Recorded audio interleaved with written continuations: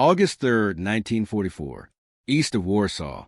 A shallow gray dawn creeps across the fields, revealing rows of shattered birch trees and the skeletal remains of farmhouses that haven't seen a living soul in months. The air tastes of burned fuel and damp soil, an exhausted land, holding its breath before the next hammer blow. A T-34-85 from the 3rd Tank Corps, turret streaked with dust and dried mud, rolls cautiously along a narrow country lane.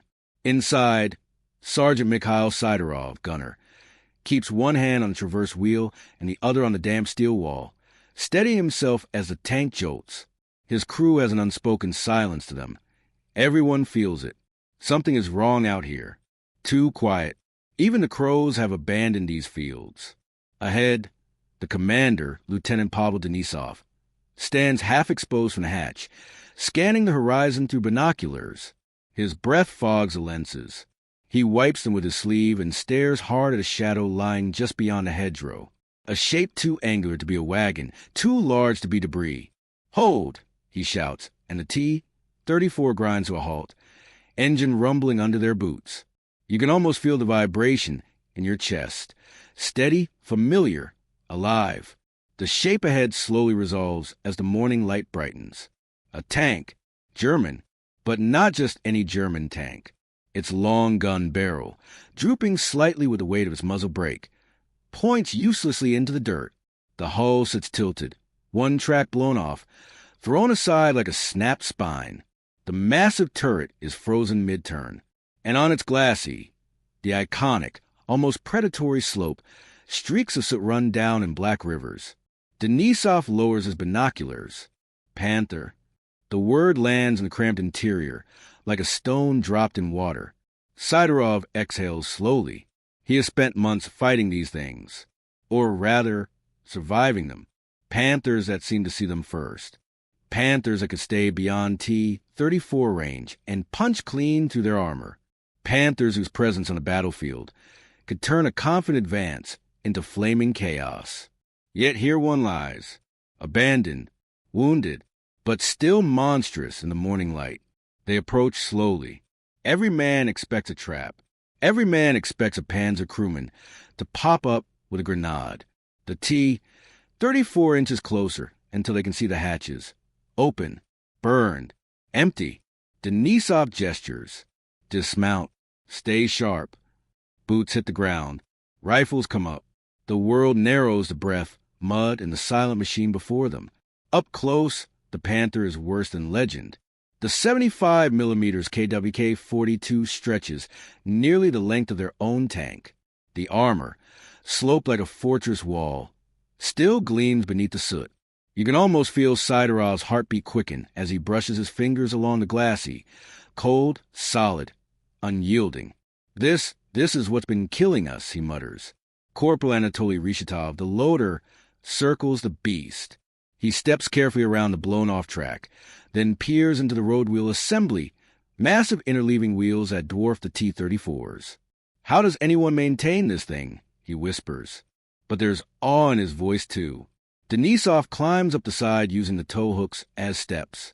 His boots scrape against armor thicker than anything the Soviets field. He reaches the commander's hatch. The smell of scorched rubber and burned lubricant drifts out. He disappears inside. Seconds pass. Then his voice echoes softly from the turret interior, tinged with something the others haven't heard from him before.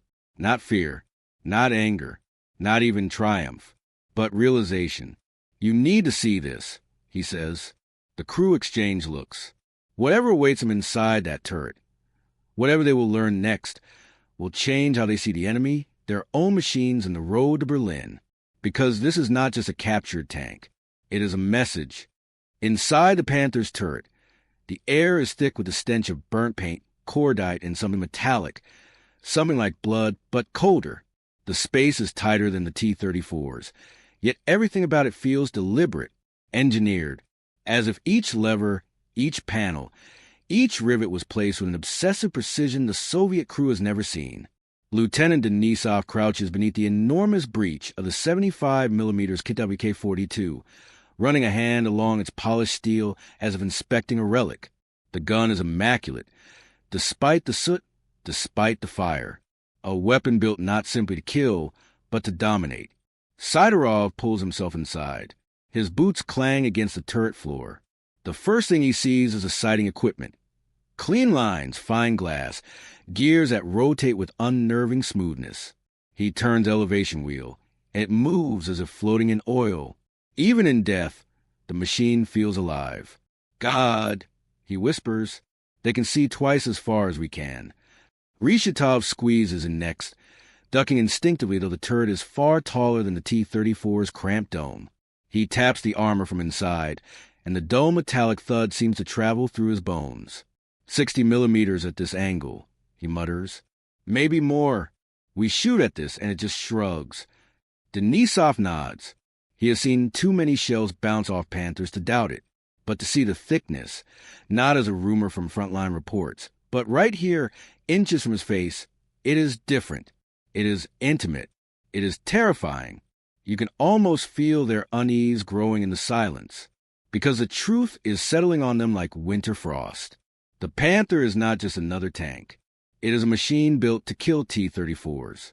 Specifically, perfectly, systematically. Sidorov moves to the commander's periscope. The optics are cracked, but the craftsmanship is unmistakable. Fine reticles etched with surgical precision. He imagines a Panther commander peering through this glass on a clear morning, seeing Soviet tanks long before the Soviets see him, picking targets methodically, firing from safety, watching T-34s light up in orange blossoms of flame. No wonder so many have died. He wipes a smear of ash from the lens. It leaves a smudge on his thumb. For a moment, he simply stares at it, the ash of another crew, another machine, another battle lost and won. How many more of these do they have? Rishatov asks quietly. Nobody answers, because none of them truly knows. Denisov climbs back out onto the turret roof. The morning sun has risen now, painting the Panther in a pale, cold glow. He looks down at his men, his brothers, and sees the understanding in their eyes. We have to report this, he says. All of it. The optics, the armor, the gun, everything. Sidorov nods slowly. What will the commanders say? Denisov looks across the horizon, toward Warsaw, where black smoke curls like fingers into the sky. Somewhere out there, more Panthers are waiting. And more T-34 crews who don't yet understand what they're facing. They'll say what they always say, Denisov replies. Push forward. But this time, they won't push blindly. He jumps down from the tank with a heavy thud and motions toward the T-34. Get ready. We're towing it. Rishatov blinks. Tow it? Sir, this thing weighs almost 50 tons. That's why we're going to try, Denisov says. Command needs to see this monster with their own eyes. Sidorov glances back at the Panther one last time. Its turret looms against the sky like the head of some iron predator, frozen mid-hunt. The Soviets have captured their enemy's greatest weapon, but with the weight of that victory comes a heavier truth, one that follows them like a shadow as they return to their own tank. If Germany has built a monster like this, then what waits for them on the road to Berlin? The T-34 growls as the engine revs, coughing black smoke into the morning air. The crew works quickly, urgency sharpening their movements. Rishatov and Sidorov drag the heavy tow cables from their storage brackets. Thick, mud-caked coils of steel that were never meant for a prize this large. The Panther sits in the field like a fallen titan, half shrouded in mist. Even crippled, it radiates menace. Its sloped armor gleams faintly in the rising sun, edges sharp, like the flanks of a giant predatory animal that might wake at any second. Denisov wipes the sweat from his brow and crouches beneath the Panther's glacis. His hands fumble with the tow hook, German engineering, sturdy and precise even in ruin. Tightening the shackle takes strength, more strength than he expected. Behind him, Sidorov mutters, feels like towing a building. Then be glad it doesn't shoot back, Denisov answers, though his voice lacks humor. They secure the second line, but it hangs with dangerous slack. One wrong move, one sudden jolt, and the cable could snap like a whip, capable of slicing a man in half. Rishatov climbs into the T-34's driver compartment. The interior is cramped, hot, and reeking of oil. The contrast between their own machine and the Panther is impossible to ignore. He presses the intercom switch. Ready. Denisov climbs onto the T-34's hull, steadying himself as the tank vibrates beneath him. His eyes flick from the Panther's ruined track to the field ahead. Soft earth, uneven ground. If the cables slip, if the terrain gives way, if the T-34's engine can't manage the load, failure is a real possibility. He signals the driver. Slow. Steady. The T-34 lurches forward. The cables tighten with a groan, then a crack, then a deep metallic shudder. The Panther doesn't move. More power. Denisov calls. The T-34 snarls. Its tracks grind to the dirt, kicking up clods of earth as the engine strains. The cables vibrate, buzzing like living things. Another foot gained. Another shudder. Another inch of resistance as two machines, one Soviet, one German, lock in a silent test of strength. Then the Panther budges. Just slightly. Just enough for everyone to hold their breath. The weight is unbelievable. The T-34's engine howls, pushed to its limit. The strain echoes through the crew's bones. They feel every vibration, every jolt, every protest of metal under impossible pressure. And yet it moves. The Panther slides forward, leaving deep gouges in the earth like claw marks. The sight is surreal. A Soviet tank dragging the Wehrmacht's prize Predator across a scarred battlefield, as if pulling the carcass of a dead beast home for study. Denisov watches it inch along and feels a twinge of something unexpected. Not triumph, but dread. Dragging the Panther feels like dragging the truth behind them. Heavy, unwelcome, unavoidable. A gust of wind blows across the field, carrying the distant thunder of artillery. The front line is shifting. Again, always shifting. The Germans are falling back toward the Vistula, but there's no telling how many Panthers are waiting behind them. Sidorov walks alongside the moving tanks, rifle slung over his shoulder. Every so often he glances at the Panther's long gun, bouncing gently with each tug. Even lifeless, it feels like it's staring at him. "How we beat these things, sir?" he finally asks. Denisov doesn't look away from the cables. "We learn." The T-34 continues its slow crawl, dragging the captured monster toward command. Every meter feels like a battle. Every sound of straining steel feels like a warning. Because once the Soviets understand what this machine can do, they will have to change everything. And the Panther behind them is only the beginning. An hour later, the T-34 drags a crippled Panther into a makeshift assembly area car down an abandoned orchard. Trees lie splintered from previous artillery fire, branches scattered like broken fingers. A cluster of Red Army officers and mechanics, grease-stained, bone-tired, and skeptical, gather around as the two tanks grind to a halt. The engines shut down. Sudden silence. Only wind moves among the ruined apple trees. Colonel Viktor Kabanov, commander of the Armor Brigade, steps forward. His greatcoat flaps behind him, the hem darkened with mud. Deep lines carve his face. Lines made not by age, but by month of attrition. He glances at Denisov. "You brought me a wreck, Lieutenant." Denisov gestures at the Panther. "Not a wreck, Comrade Colonel. A warning." Kabanov gives a dry snort, that brittle sound of a man who has heard too many excuses. But when he circles around the Panther's glacis, his expression changes. Slightly, just enough for Denisov to notice. The colonel presses his palm flat against the sloped front armor, then knocks on it, 3 slow, heavy taps.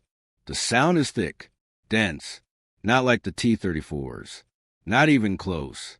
Mechanics swarm forward. Some carry pry bars. Others lug notebooks and measuring tapes. One climbs directly onto the turret, boots scraping against the German paint. They begin examining the machine with hesitant reverence, like scientists probing the bones of an extinct predator. Sidorov watches them work, arms crossed tightly. "It's not extinct," he mutters. "Not yet." A mechanic with a welding mask slung over his shoulder peers into the Panther's gun mantlet. 75 millimeters, he calls out. High velocity. Muzzle velocity insane. He whistles. This thing could pick its teeth with a T-34. Another taps along the turret side. 45 millimeters, but angled. And look at this. Armor quality is superior. Homogeneous steel. Very pure. Denisov sees Kabanov's jaw tighten. Even he can't dismiss what he's hearing. A young lieutenant from a maintenance battalion climbs into the gunner's seat and exclaims, "Look at these optics! Zeiss! Crystal clear. Adjustable reticle. No wonder they hit us from half a kilometer before we even see them." He turns a wheel. The turret shifts slightly. The motion is so smooth, so refined, that even the Soviet officers murmur in surprise. Kabanov steps closer to Denisov. "Your report said this one was abandoned?" "Yes, sir. Hit the track. Crew bailed." "So the armor wasn't penetrated?" "No, sir." For the first time, real concern flickers across the colonel's expression. He signals for a demonstration. "Bring AT-34. Load a standard armor-piercing round." A murmur ripples through the orchard. They're going to shoot the Panther. Within minutes, AT-34 rumbles into place. Mechanics scramble to position it at a safe distance. The Panther is chained to an oak stump to prevent recoil, though its dead track leaves it anchored firmly in the mud. Denisov's crew stand with a crowd of officers as the loader rams an AP round into the T-34's 85 mm gun. The breech slams shut. The wind goes still. Kabanov raises his hand. Fire. A blinding flash. A thunderclap. The shell screams across the orchard and punches into the Panther's glassy armor. The impact throws a cloud of dust and leaves into the air. Sidorov shields his face. Rishatov steps back. Someone curses under their breath. When the dust settles, the officers surge forward. The result is undeniable. The shell left a dent, but didn't penetrate. The Panther's armor holds. A heavy silence falls. Even the mechanics seem stunned. The implications settle over them like a weight. Kabanov turns to Denisov, and for the first time his voice carries no skepticism, only urgency. "This changes everything, Lieutenant," he says. "Everything. Because if the T-34 can't reliably kill a Panther from the front, then the Red Army must find another way to win, and the road to Berlin suddenly looks much longer." The orchard feels colder now, as if the air itself has absorbed the weight of what everyone has just witnessed. Officers cluster in small knots, whispering in hard, clipped voices. Mechanics continue their measurements, but with a new tension in their movements. Each clang of a hammer against steel rings like a warning bell. Colonel Kabanov stands over the Panther's dented glacis, hands clasped behind his back. His breath leaves in slow, controlled plumes. He has lost too many men to German armor already, but seeing the truth this close, in metal and math, is different. He turns to Denisov. "Tell me exactly how you found it." Denisov recounts the ambush site, the abandoned crew, the single immobilizing hit. Kabanov listens without interrupting, but his eyes drift often toward the Panther's gun. The long, predatory barrel seems to watch them all. When the lieutenant finishes, Kabanov nods once. Slowly, heavily. "Good work bringing it in. Risky. Stupid. Necessary."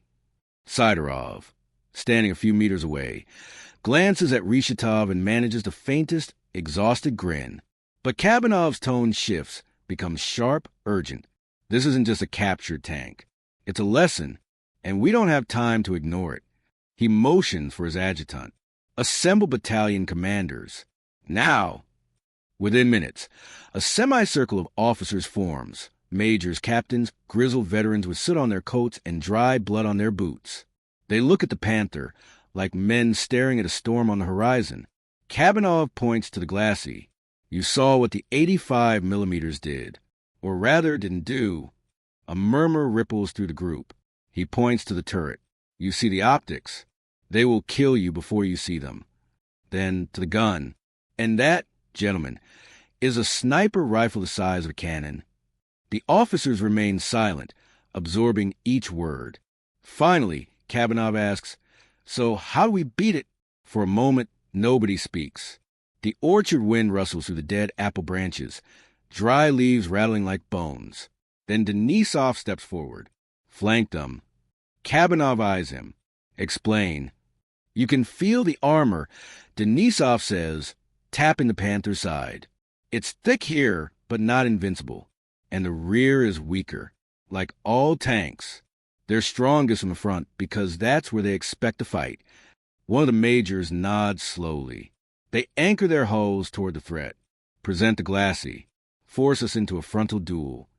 Exactly, Denisov says, so we don't play their duel. Another officer steps in. But how do we reach their flanks? Their optics, their range. Kabanov glances at the Panther again, jaw tightening. We use the ground, the forests, the villages, smoke, speed, and numbers. He paces, boots crunching on frozen leaves. We won this war by thinking bigger. Now we think smarter.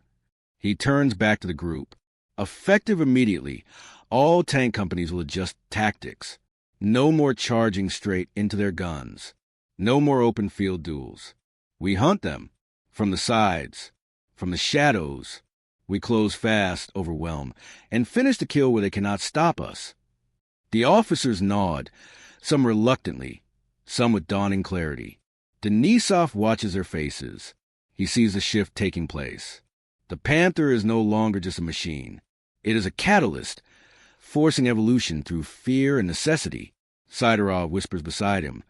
We should paint a slogan on the side of ours. Like what? Rishatov asks. Sidorov smirks weakly. Don't shoot the front.